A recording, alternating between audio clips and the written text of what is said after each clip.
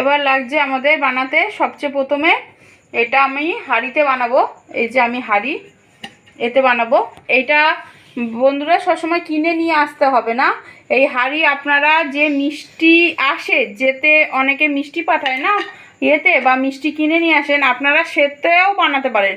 আমি এটা কিনে নিয়ে আসিনি, আমাকে একজন মিষ্টি হাঁড়িতে প্রেজেন্ট করেছিল, দিয়েছিল গিফট।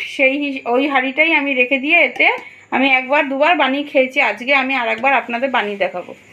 তারপর লাগছে এটা পেঁয়াজ কুচি, আদা রসুন, এটা আমি পেস্ট করে নেবো। এই যে আলু, অল্প পরিমাণে আলু দেবো, কেন মাংস বাঙালিদের একটুখানি মাংসের সাথে আলু না হলে হয় না। আর এই যে মাংস, আর সাথে একটুখানি চিকেন মশলাটা দেবো। আর দেবো আমি এই যে গোটা রসুন আর পেঁয়াজ। তাহলে চলুন কীভাবে বানাচ্ছি দেখে নিই। এবার বন্ধুরা এই যে এক এক করে আমি এই হাঁড়ির মধ্যে মাংসটা দিয়ে দেবো। মাংসটা আমি ধুয়ে নিয়েছি।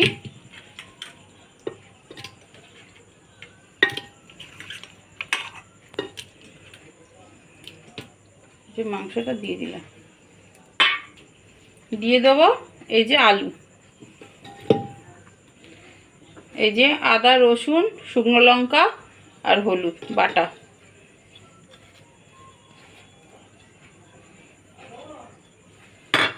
দিয়ে দেবো পেঁয়াজ কুচি, আর দেবো এটা আমি বলতে ভুলে গেছি, এটা টক দই। আমি টক দইটা দিয়ে দিচ্ছি। আর দেবো স্বাদ মতন নুন।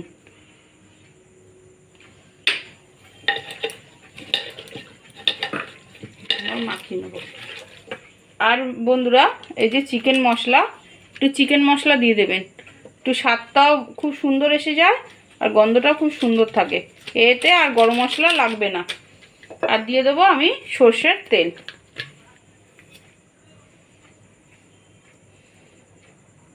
এটা আমার পুরো রান্নাটা সর্ষের তেলেই হবে। এবার আমি পুরো মাখিয়ে নেব। এবার মাখিয়ে আপনারা বসিয়ে দেবেন। এটাকে একভাবে আপনারা বলতে পারেন যে মাংস ভাপা। বেশি জল দেবেন না। আমি যে মিক্সিটা পিষেছি মশলা, সেই মশলায় মিক্সি ধোয়াই জলটা দেবো।